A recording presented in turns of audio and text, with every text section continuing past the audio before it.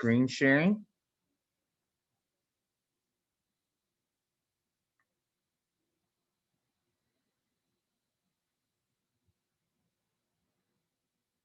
Awesome. Now, again, just a reminder, guys, I have to be taking notes while we're doing this.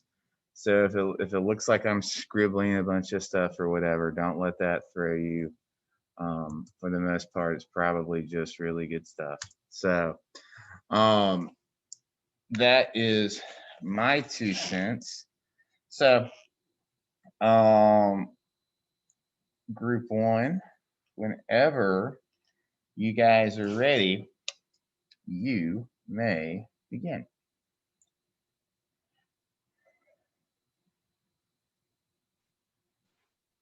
Reopen California.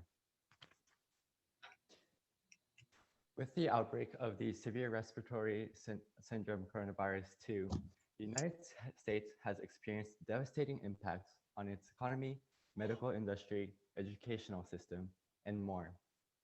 California has especially suffered from the outbreak of the COVID-19 disease, having over 3,400,000 cases and over 47,000 deaths as of February 15th, according to the California government. In order to limit the number of cases, the state government has put strict regulations on its counties.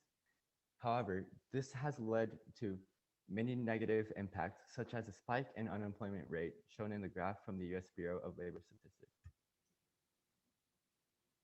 This was a protest rally that occurred in Davis School District, California, urging schools to take back in-person students. According to researcher De Arujo in his paper, The Potential Impact of the COVID-19 Pandemic on Child Growth and Development, he argued that many hazards have emerged from COVID, including risk factors for healthy growth and development among children, nutritional risks, children's exposure to toxic stress, and lack of physical activities.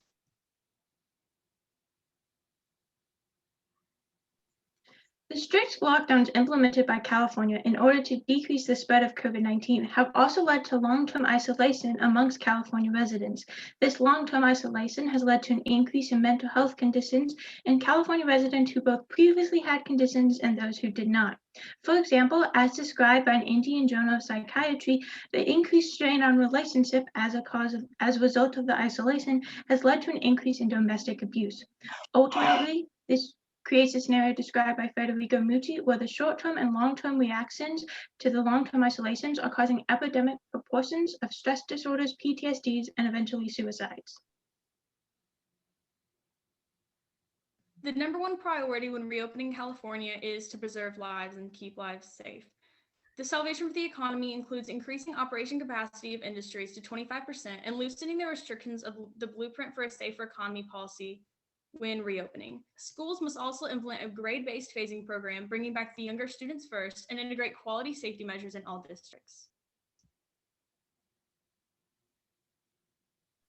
Due to the medical dangers of reopening, there's a strong argument in California to remain in lockdown. This argument is primarily based on the ineffectiveness of reopening procedures and a lack of compliance to said procedures.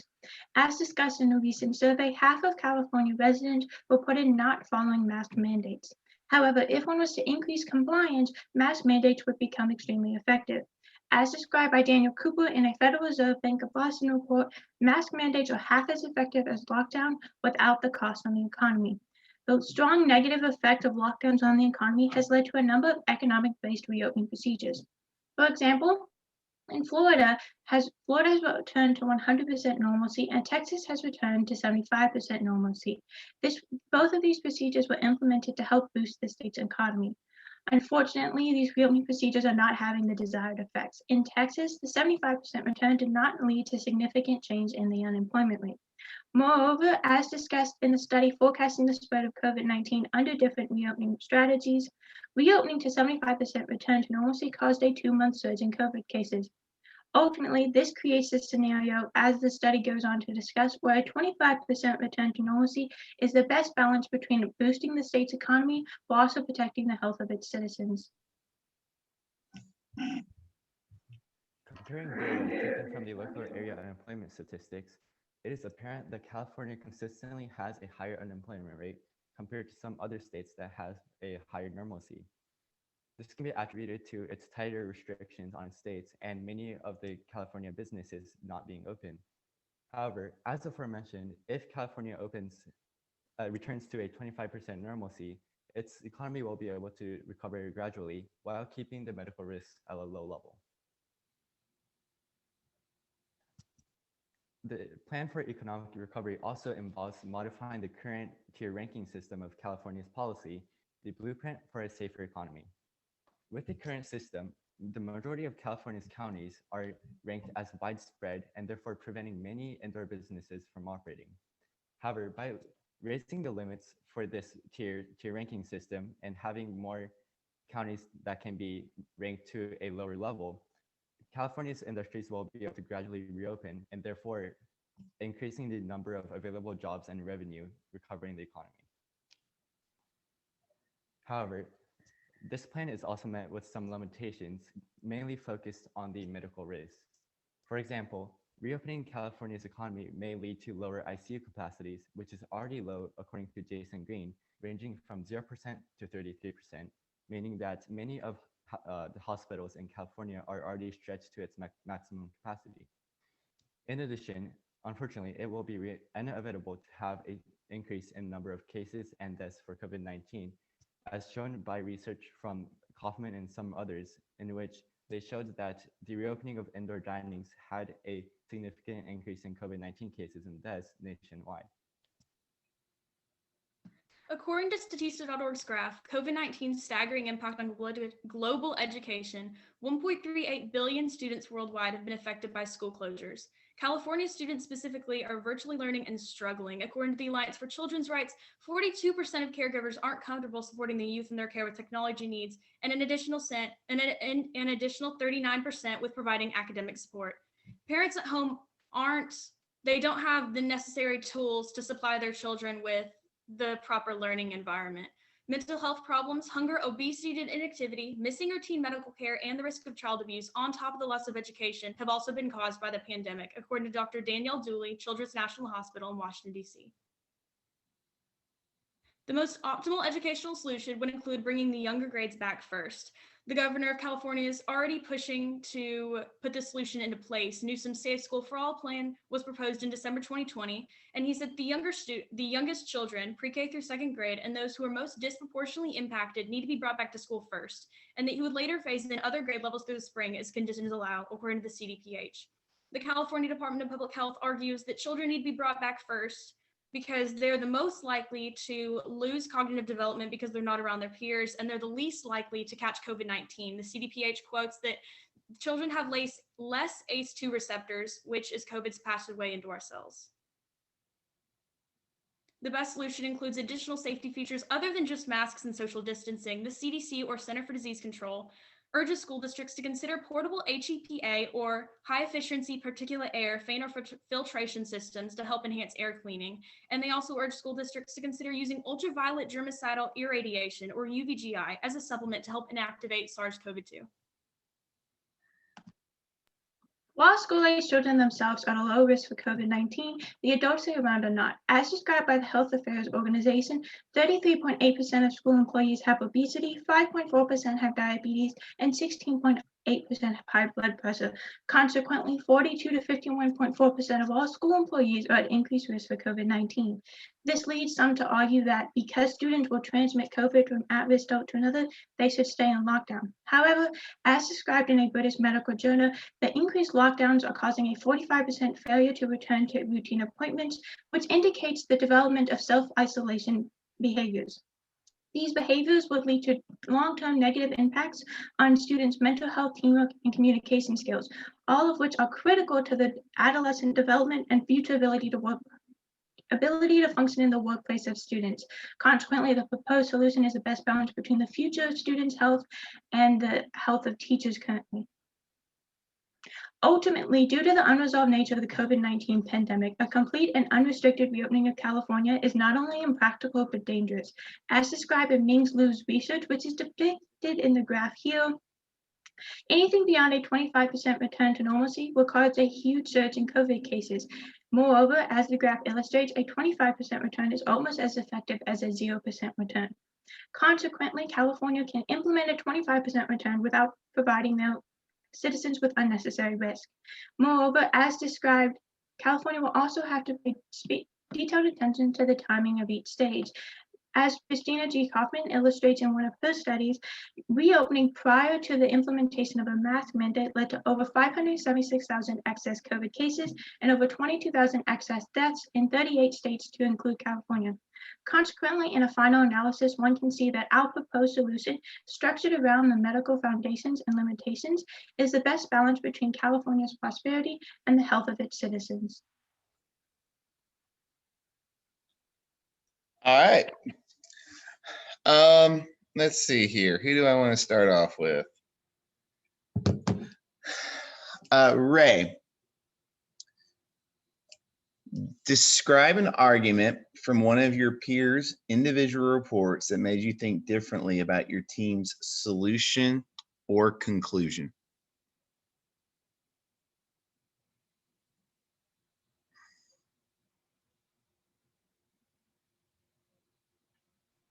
I'd say one argument, I think from Maggie's paper, described the timing, and then not the timing, and also the cycle of reopening and closing, which was like 50-day closing and then 30-day reopening. And I thought that was, we didn't implement in our solution, but that was different.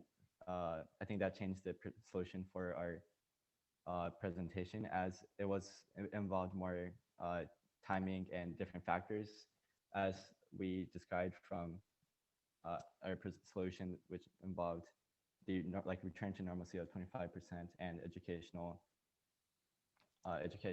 return from the lower levels. So I think that was one thing that changed my perspective on the solution.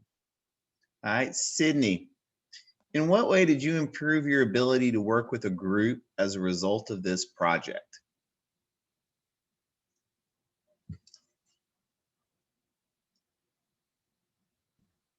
As a part of the project, it was kind of a big thing in my group to keep each other accountable. Like every time we would come into class, it was kind of like a pacing situation. Like we each just needed to keep up with one another and make sure we had our works cited ready, and we had like finished our drafts for our slides. So definitely that, and just discussion and being open with our group. We had to talk a lot about every step of the way with how we are structuring our slides and how we're talking and all of that. So definitely just discussion and keeping each other accountable were two things I learned.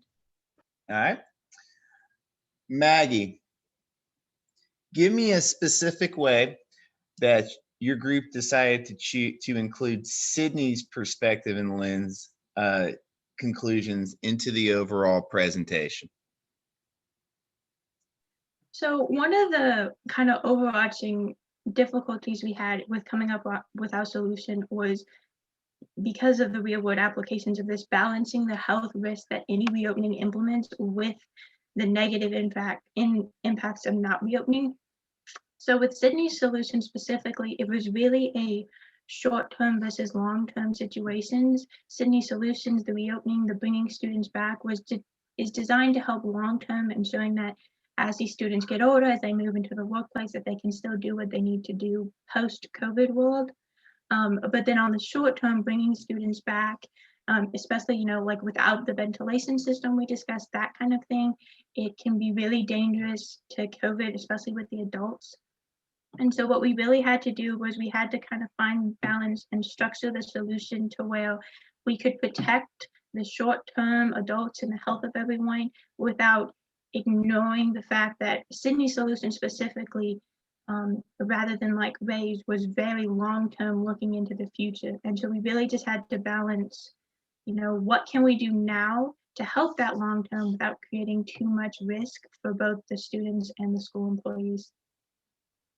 All right, good job. Give them some comments, give them some feedback in the comments. Next group, who's the next group? It's my group. All right, Addie, who is driving for you guys today? Dwani, all right. Dwani, I am giving you great power right now.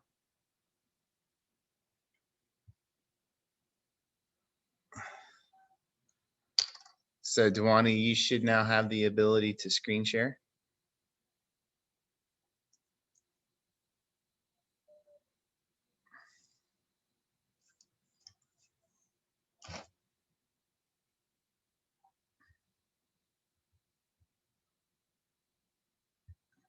All right. So I'm going to give everybody like one more minute to put your feedback to the last group into the chat.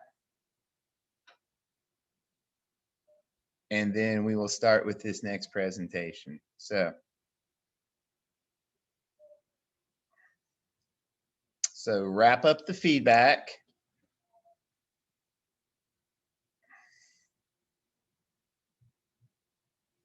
Obviously, I can't give you any feedback, but you guys can say nice things about each other. All right, so feedback stops. Everybody make sure you have your video and microphone off except for the 3 people presenting. Would you do me a favor, Dwani? Would you say something? Hi. Okay, so there you are. All right. Just wanted to make sure the video was working on my end. Addie, would you say something, please? I'm here.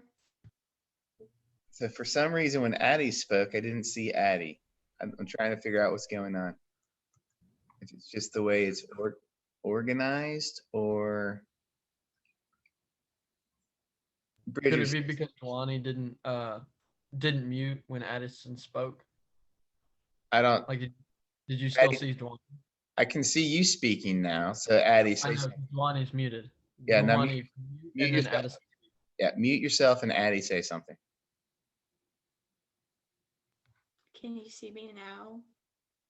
Keep talking. Hi guys. You know what, Gracie, what was the thing she had to do as co-host so that she could be seen?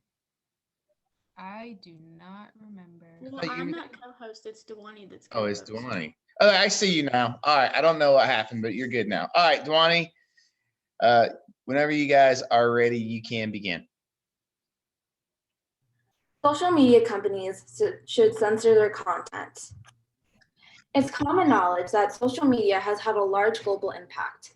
As shown in the graph, social media usage has only grown over time, and it's expected to continue to grow as well. With a large portion of society sharing their thoughts on social media, at what point should there be a limit placed on what kinds of content can be shared on social media? That being said, it's important to examine how the content on social media should be regulated for the benefit of society. Many believe that social media companies should not be allowed to censor due to concerns regarding the First Amendment and free speech, while others believe that only harmful content like violence and misinformation should be censored. However, given that social media censorship would not violate the First Amendment, social media companies should be allowed to censor certain content that could be deemed harmful to society in order to ensure the well-being of society. First and foremost, it is important to address that because social media companies are private entities, they are allowed to control and censor their content without violating the First Amendment. For example, it is estimated that Facebook deletes 66,000 posts globally that violate their hate speech standards. This is where controversy arises in that there is a fine line between hate speech and speech that one disagrees with. There have been many accusations that Facebook censors posts that do not fall within their hate speech standards. As shown in the graph from the Pew Research Center, in 2020, 37% of US adults found it very likely that social media companies censor content according to their own political bias. This limits the solution of censoring violence and misinformation.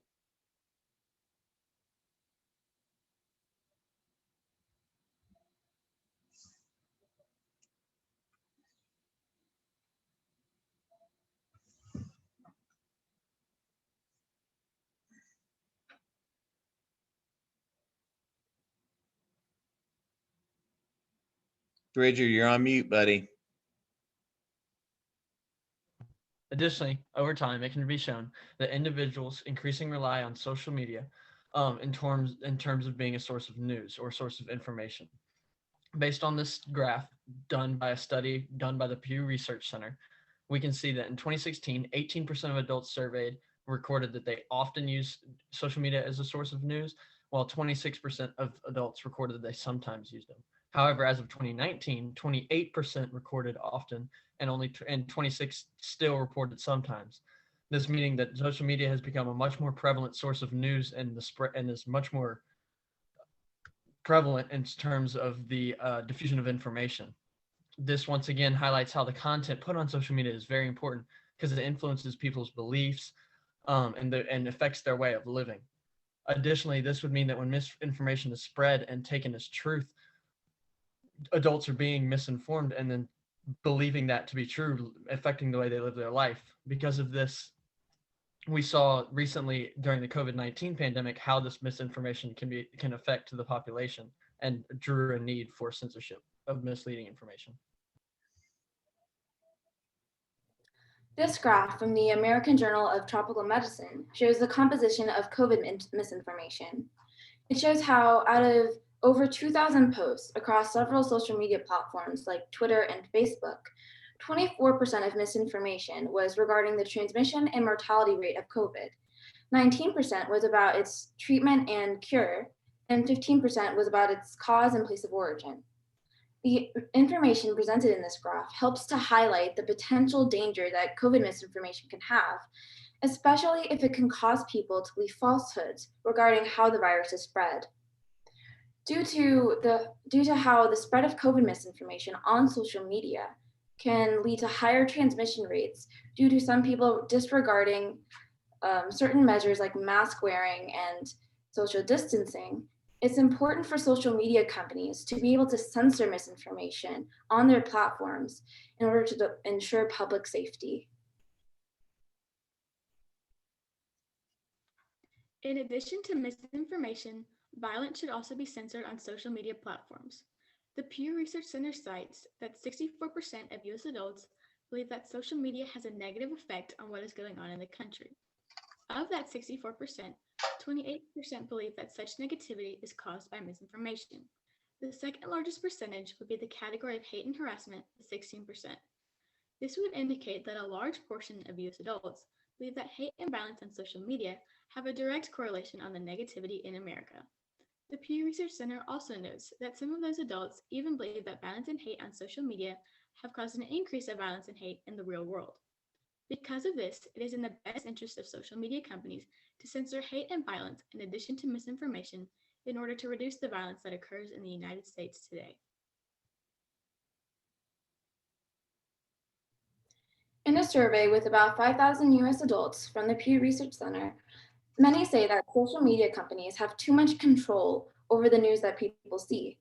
As the top graph shows, 62% say too much control, 21% say about the right amount, and 15% say not enough control. This survey also showed how many Americans believe that having news on social media results in a worse mix of news. And 55% said that it results in a worse mix of news, but 28% said that it makes no difference, and 15% said that having news on social media actually results in a better mix of news. A majority of those who took part in the survey would also say that by giving social media companies the ability to censor on their platforms, even misinformation and violence, that would cause them to have too much control over the content that's on their platforms. However, given that censorship of social media of misinformation and violence seeks to protect society from harmful content, it'd be beneficial for everyone to have social media companies censor this kind of content.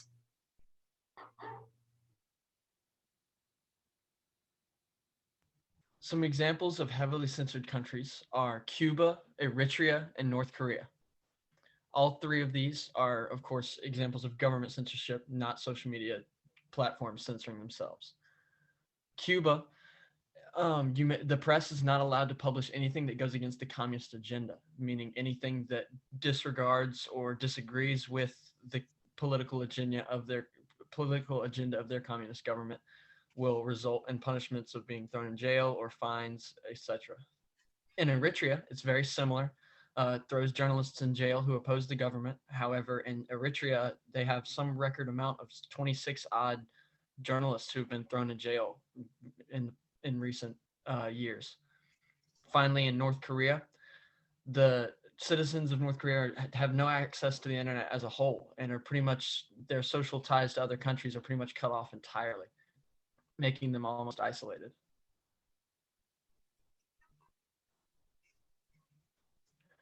In terms of Turkey and other countries, these countries are pushing for reliable censorship. What reliable censorship is the censorship, like Addison said, of misleading, violent, or harmful information, rather than just any information at all. If you turn your eyes to the first chart, this is a study taken in Turkey of over teachers on whether or not they believe that certain misleading, harmful, or unhelpful content should be censored on social media. If you look at the female and male groupings, you see that females, about 62% agreed with this, and males, about 58% agreed with this, thus being the majority who agree with this. If you look at the second chart, however, this is a chart on a poll taken on whether or not any type of article that is somewhat educational to anyone in the population, whether or not those types of articles should be censored. If again you turn your eyes to the female and male grouping, you see that 88% of females disapproved, and around 86% of males disapproved, meaning that these countries are not just pushing for any type of censorship; they are pushing for a specific type of censorship, thus being reliable.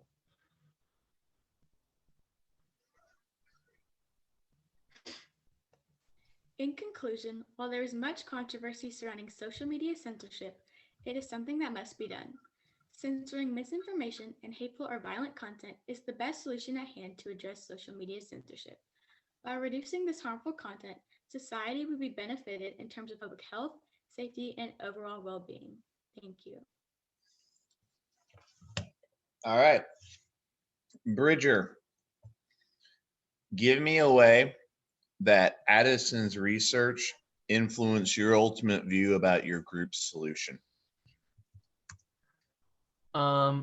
Okay, so her ideas were the like political considerations or whatever, and in terms of that, like when she talks about the Facebook hate speech standards and like the First Amendment in social media or whatever, when she talks about like which posts of like how many posts they delete that like violate like certain rules and information throughout social media, I was at first hesitant because of what my part was in terms to agree with the fact that censorship should be applied, just because, you know, censorship in other countries, for most countries, censorship is like, it's kind of a harmful thing. Countries tend to overdo it. However, if you look at like the social media platforms doing it themselves, and along with the information that Addison displayed, it kind of changed my opinion because of how like obviously in dire need certain social media platforms are in need of certain censorship. Duwani, what was the strongest counter argument to the solution to the solution your group reached, and why was it the strongest counter argument? I would say that the strongest counter argument is that allowing social media companies to censor at all, even like misinformation and violence, could lead to them over censoring and maybe misclaiming what they believe to be violence and misinformation specifically. And that could be dangerous. It could lead to bias and stuff. All right. Addie.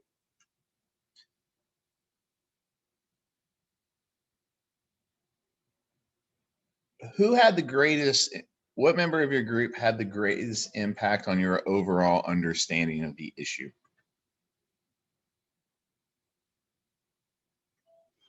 I would say that Dewani's ethical considerations had the greatest impact on our solution because we knew we wanted to advocate for some form of censorship after group discussion, but we weren't sure how to nuance it. And her research with COVID and the misinformation and how that has led to COVID being spread more rapidly, it ultimately led us to decide that misinformation should also be censored, and that was how we incorporated that as a part of our solution. All right, give them some feedback, guys. Who's up next? Which group's up next? I think it might be my group, but Yeah, I think also, it's our group. yeah. Say again, Tanner. I think it's our group. I'm not sure though. I think. Are you in Gracie's group or are you in a different group? I'm in Gracie's group. All right, y'all going. Who's driving the the presentation. Gracie is? All right.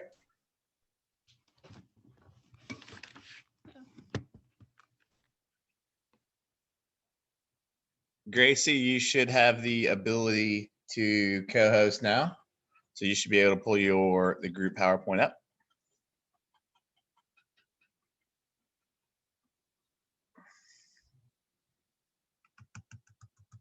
I'm going to give everybody one more minute to put any thoughts they had in the chat.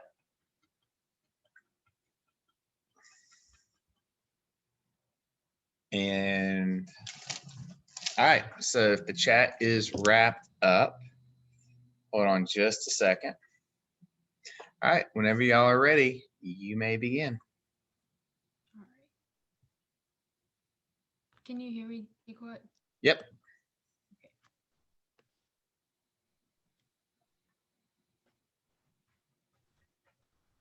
Emperor Hirohito should have been punished for Japan's war crimes. Throughout World War II, Japan was responsible for a significant amount of war crimes against other countries. War crimes, as defined by the Tokyo Charter, are violations of the laws or customs of war. In fact, according to political scientist R.J. Rummel from Yale University, he reported that the Japanese military murdered between 3 million to 10 million people. In fact, these killings were even referred to as the Asian Holocaust. After World War II had been completed, when Japan had lost the war, many of the top officials in Japan, such as the prime minister, were sentenced to death for their war crimes. However, the emperor at the time, Emperor Hirohito, was not tried for war crimes, as many of the other leading governmental figures were, but he instead remained as Emperor of Japan and even received an elaborate funeral. This action to not try Hirohito has proven very controversial, as his degree of involvement in wartime decisions, such as the expansion and deployment of the military in Japan, is widely disputed and has effects on many aspects of Japan, the United States, and other effects on things that happened during World War II. With the information that we collected, we believe that a three-step solution is the best possible approach to address this situation. The first step of the solution is an apology that would be conducted during the initial surrender of Japan in World War II. The second step being that during the restoration of Japan that was conducted by the United States, Emperor Hirohito would have been as the emperor figurehead during this time with no political power. And the third step of the solution being that after the United States restoration was successfully completed, Emperor Hirohito would have stepped down from his role as emperor and his son would have taken over. After World War II, many countries reported being disappointed in the lack of apology that Japan had given for their military actions in the 1930s and 40s. In a study done by the Pew Research Center, 98% of South Koreans and 78% of Chinese did not feel like Japan had adequately apologized. While Hirohito at the time wanted to express his regret and remorse for Japan's actions, he was advised by his Prime Minister, Shigeru Yoshida, stating that it would, quote, prompt people to say he was responsible for starting the war, end quote. However, an apology would only improve relations in foreign affairs with the affected countries after the war and on later occasions.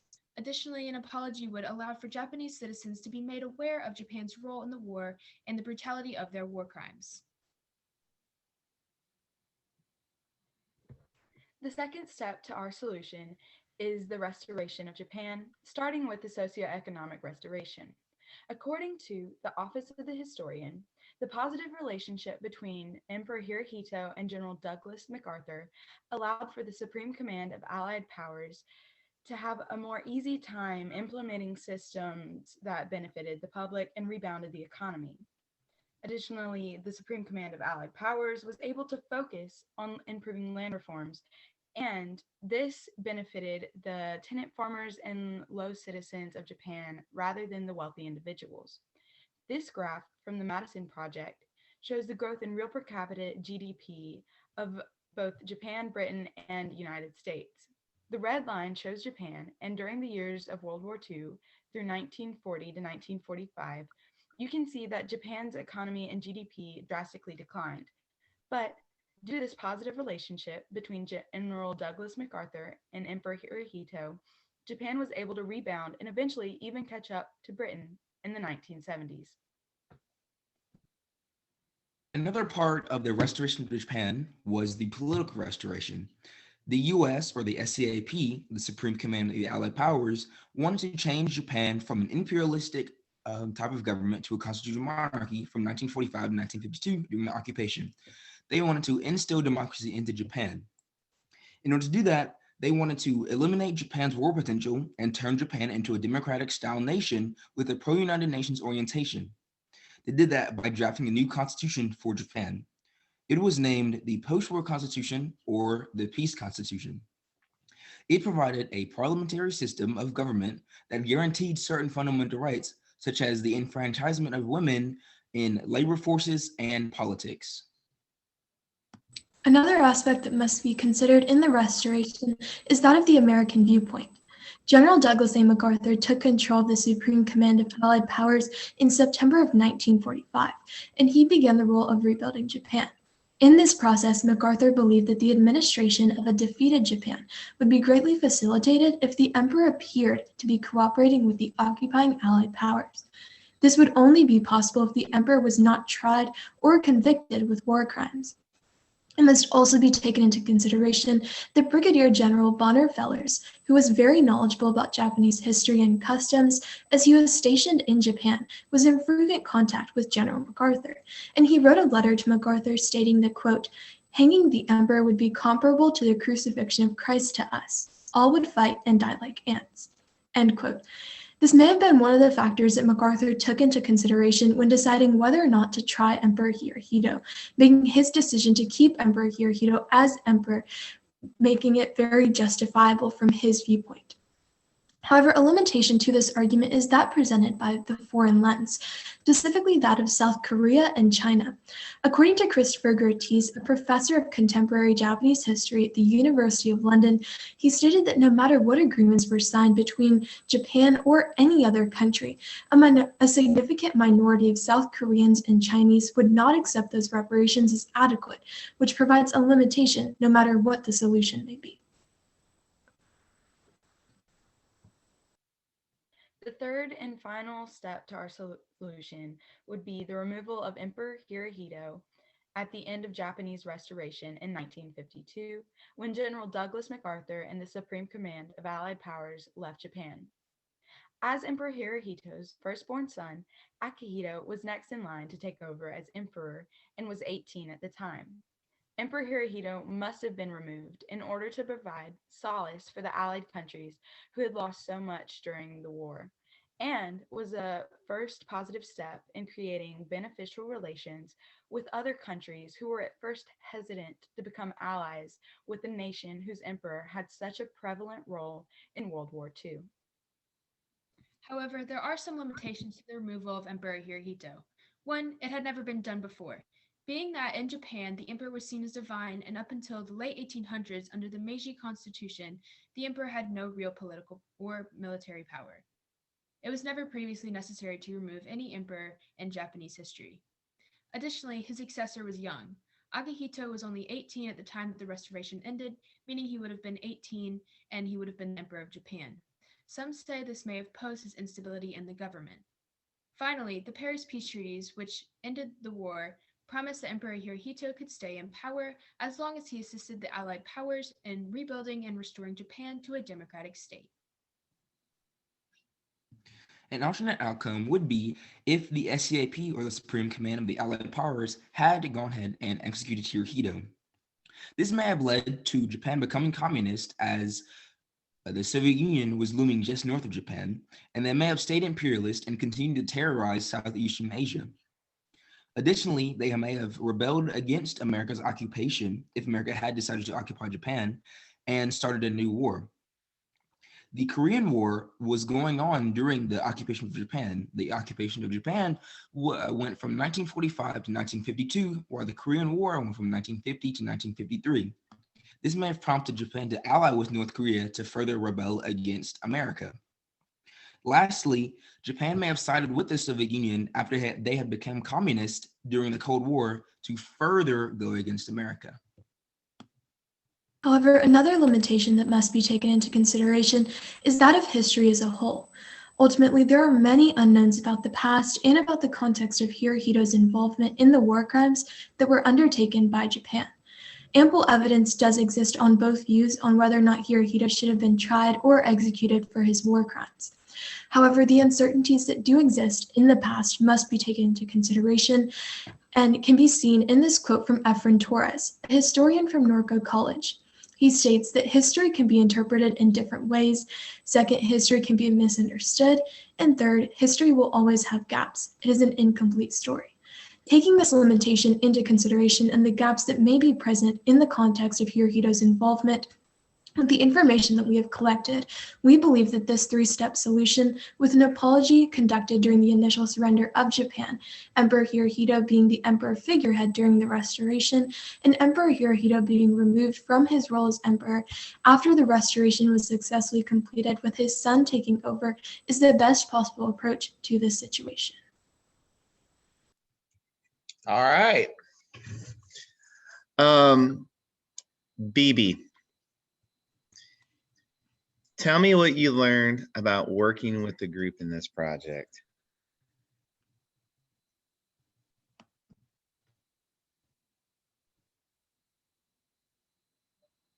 What I learned working with the group in this project is that everybody really played their part and did the best to help make this presentation come together smoothly. I remember late night practices and people just coming together and helping me with my slides and helping me focus on what I was supposed to say and help it sound and relay the information that we gathered during this research just come out the best way possible.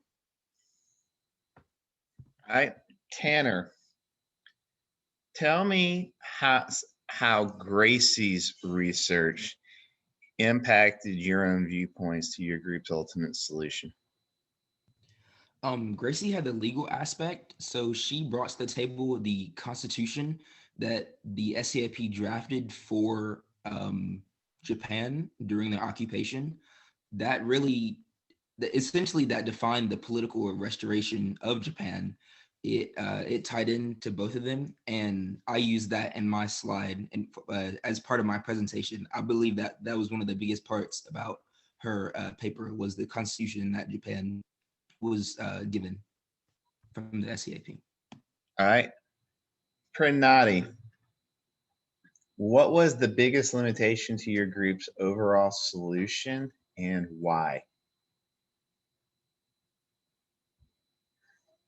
So the biggest limitation to our group's overall solution was actually in Tanner's research because he had done the socioeconomic perspective of this project in his initial research project. So from that, we found that Emperor Hirohito was actually, according to the initial surrender by Japan in the Paris Peace Treaties, the treaty had promised that Hirohito could stay in power, and it was one of the largest things that Japan had wanted in the surrender. And it was one of the prominent factors that Japan did take into consideration when they were surrendering.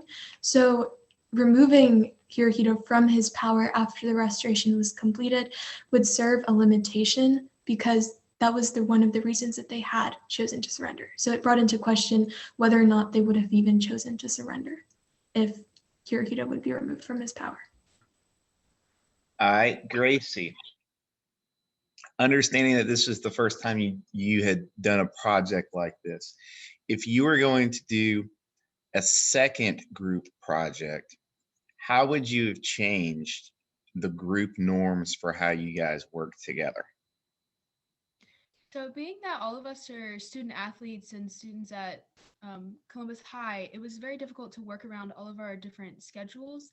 And I think it would have been a lot easier if we had come up with a schedule for seminar and really got our papers done and our presentation done a lot earlier, so we wouldn't have to run into different conflicts with our schedules as we approach the deadline and our presentation date. And I think that would have been a lot easier if we had really sat down and just talked about the order in which we needed to do things to effectively practice enough for our presentation and make it a little bit more well-rounded. All right. Thank you. Thank you, guys. All right. Who's my last group? Us. All right. Who's driving? It's me. All right. Elvin's driving. So, Elvin, you have now been made co-host. Don't let this enormous amount of power go to your head. All right. So, is the whole group you, Emma, and Sydney, or is there a fourth member? There's Alex. Alex, say something, Alex. Oh, I was muted. Sorry. You're good. Okay, hello. you're good.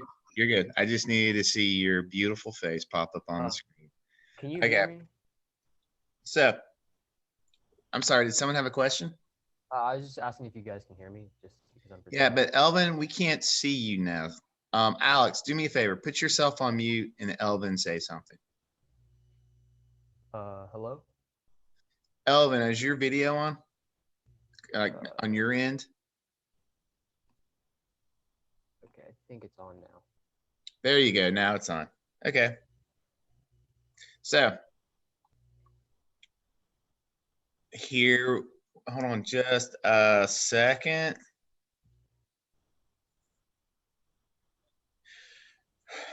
All right, whenever you're ready, you may begin. How should the United States address wealth inequality? According to the National Bureau of Economic Analysis, the United States reported a 33.4% increase in its gross domestic product from 2019 to 2020.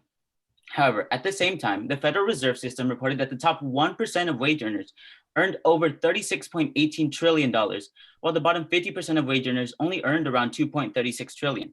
This points to the fact that there's great wealth inequality in the United States today. Furthermore, in this graph created by economists Moritz Kuhn, Moritz Julark, and Ulrich I. Steins, we can see the wealth growth of the bottom 50%, middle 50 to 90%, and top 10% of Americans from 1950 to 2015. Around 2007, however, we can see that the wealth growth levels for all groups of Americans decreased, but especially so for the bottom 50%, who in around 2012 reached pre-1950 wealth growth levels. And in 2015, they were the only group to have yet to recover to pre-recession wealth growth levels. Currently, the richest 1% pay an effective federal income tax rate of 24.7%, which is only slightly higher than the 19.3% rate paid by someone making an average of $75,000 per year. In order to decrease the wealth inequality in America, the United States should instill more liberal tax policies, meaning those with higher incomes pay a higher portion of their taxes ranging from 24.7 to 45%. Using tax money, the government should focus on creating more opportunities for higher education among lower wealth classes to decrease wealth and income inequality in the future. Research has shown an inverse link between income inequality and the amount of trust within a community. From data collected by Eric U. Slaner and Mitchell Brown from the U.S. General Social Survey, there is a high correlation between the amount of trust in society and income inequality. As we can see from this graph, as income inequality in a country increases, the index of health and social problems worsens, and trust also worsens.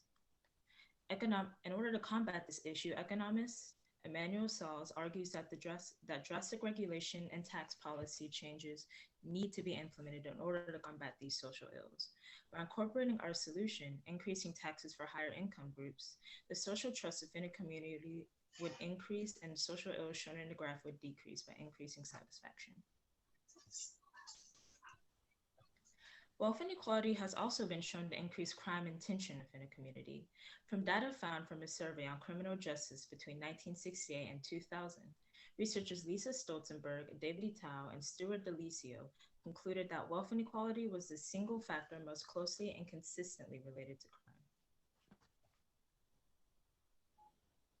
While some may argue that the solution to crime in poor areas would be to increase law enforcement in these communities, Pranav Barnum, economics professor at the University of California, actually concluded that state investments are vastly more effective at reducing crime than by increasing law enforcement.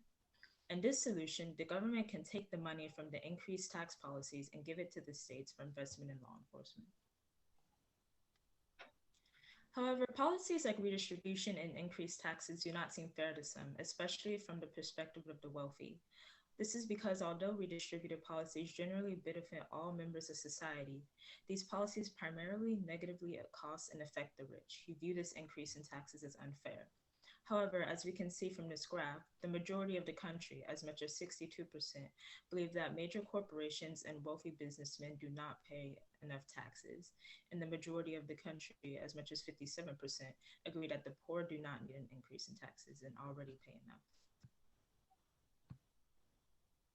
According to Colin McKenzie of Keio University in Japan, the United States has a much higher level of inequality and lower class mobility than all other developed countries, including Japan, the United Kingdom, Canada, and Australia. This graph depicts information from the World Institute for Development Economics Research with the percentage of wealth held by the top 10% of the population.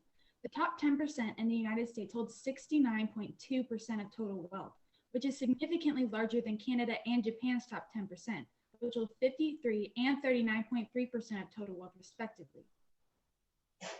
Additionally, the completed level of education has become one of the most important determinants of income inequality in the United States and has also become more polarized over the past decade. Compared with Japan, more people do not finish high school, while at the same time more people earn master's degrees in the United States, as noted in a research paper from the Asian Development Bank.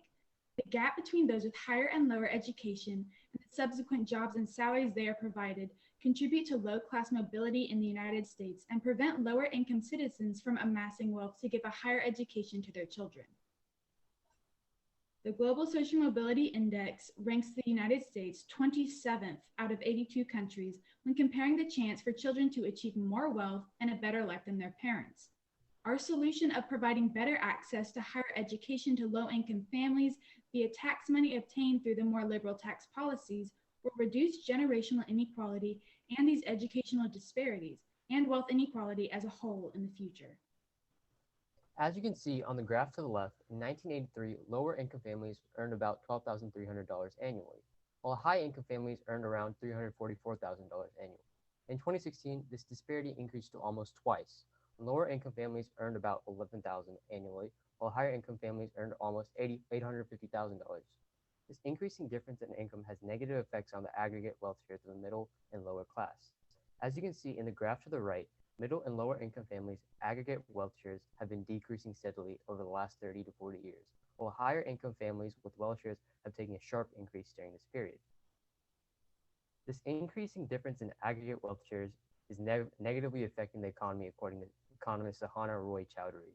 So in order for the economy to generate virtuous cycles of productivity gains, expanding markets, income distribution should neither be too equal nor too unequal. This means that the U.S. needs to achieve a more balanced distribution of wealth and maximize its economic growth. By introducing our solution of more liberal taxes in the United States, it will balance the uneven distribution of wealth and help the economy maximize its potential for growth. An alternate solution to the issue of wealth inequality in the U.S. would be to do nothing. This would be a viable solution as the economy will retain its capitalistic and free market, as the government would have less interference with the economy and people would be able to keep their economic freedoms, while also growing steadily. Issues such as crime could be addressed in other ways, such as increased law enforcement, while the issue of giving higher education opportunities to more children could be made by local governments investing more.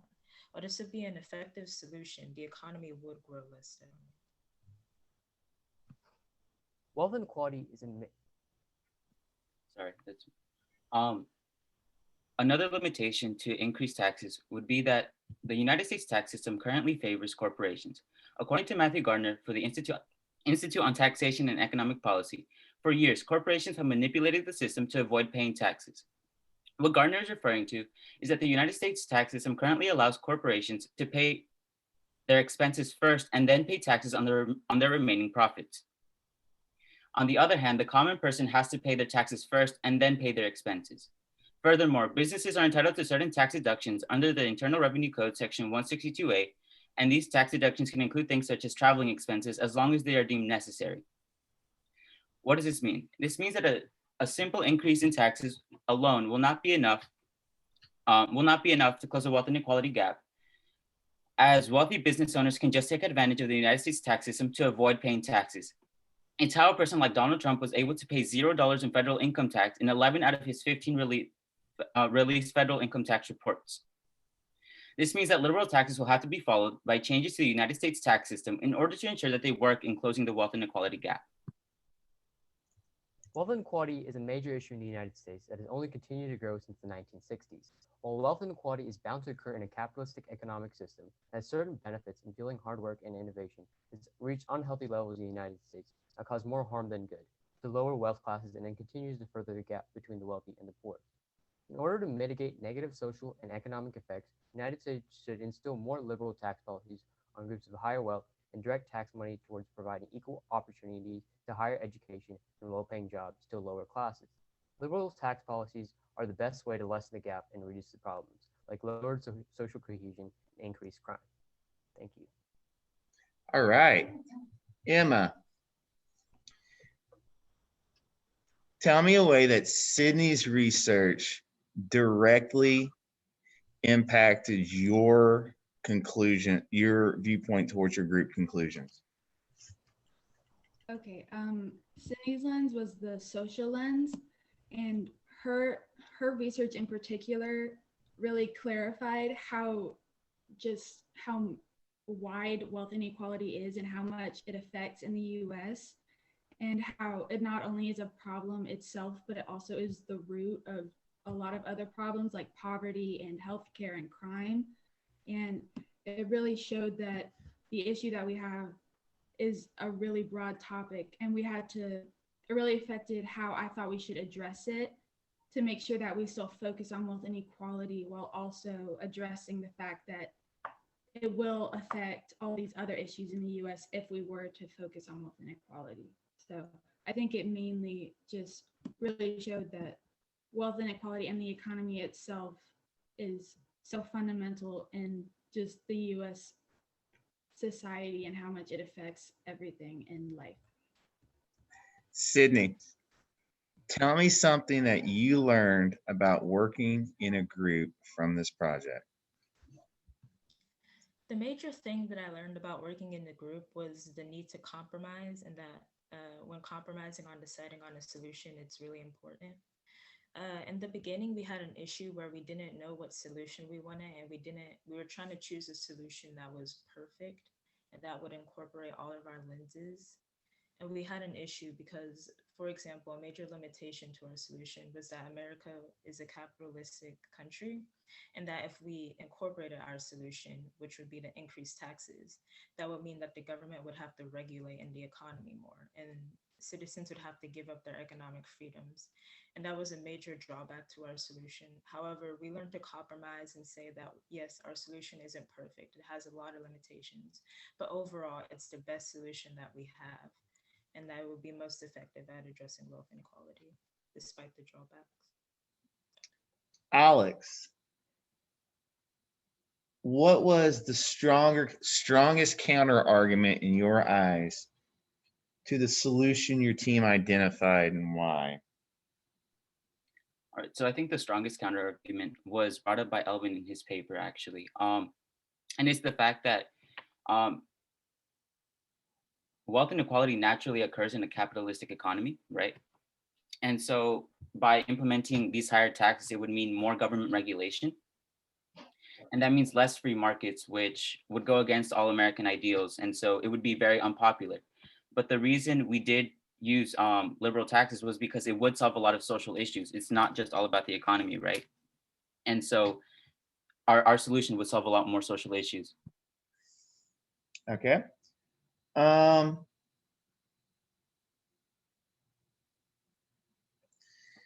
Elvin, I haven't asked you a question, right? Elvin, Yeah. what was an example of a very compelling argument from one of your peers' research that your group had to leave out of your solution, and why did you guys choose to leave it out of the solution?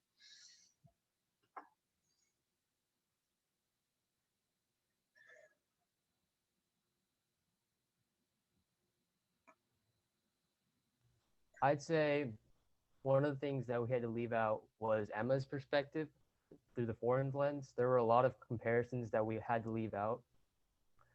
and that actually brought a lot to the argument, even though it didn't actually add too much to our overall solution. It did bring a lot to the argument, and the forum, because it brought a lot of comparisons from other countries, and yeah, that's why. All right. Give them some nice comments. I'm going to stop the recording now.